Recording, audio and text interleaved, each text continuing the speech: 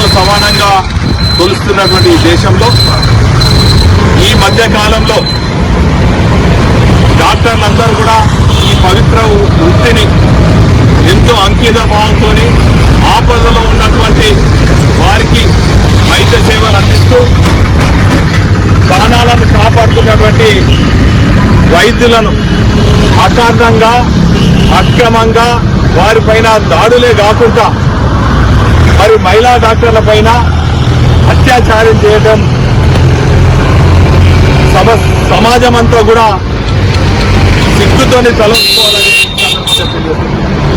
ఇంత సిగ్గుమాలిన చర్యకు పాల్పడ్డటువంటి వ్యక్తులను కఠినంగా శిక్షించాలి, దోషులను శిక్షించాలి.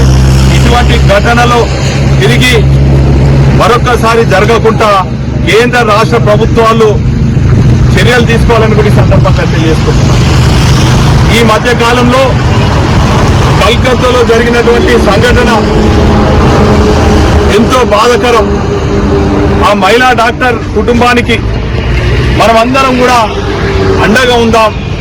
ఒక బాధ్యతని పౌరులుగా ప్రజాప్రతినిధులము డాక్టర్లకు అండగా ఉండి వారు సేవ చేస్తున్నటువంటి నిస్వార్థంగా వైద్య సేవలు అందిస్తున్న వారికి అందరికీ కూడా అండగా ఉండమని కూడా సందర్భంగా తెలియజేసుకుంటూ మొన్న జరిగినట్టు దాన్ని హన్మకొండ బీఆర్ఎస్ పార్టీ తీవ్రంగా ఖండిస్తూ మరి ఈరోజు ఐఎంఏ వారు ఇచ్చిన పిలుపు మరి మద్దతుగా మరి రాస్తారోకో కూడా నిర్వహించడం జరిగింది.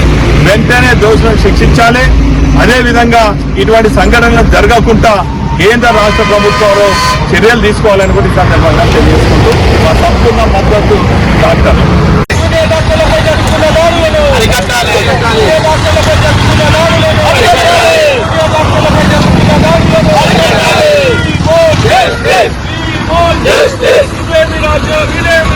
దొంగల రాష్ట్రం దోపిడీ రాజ్యం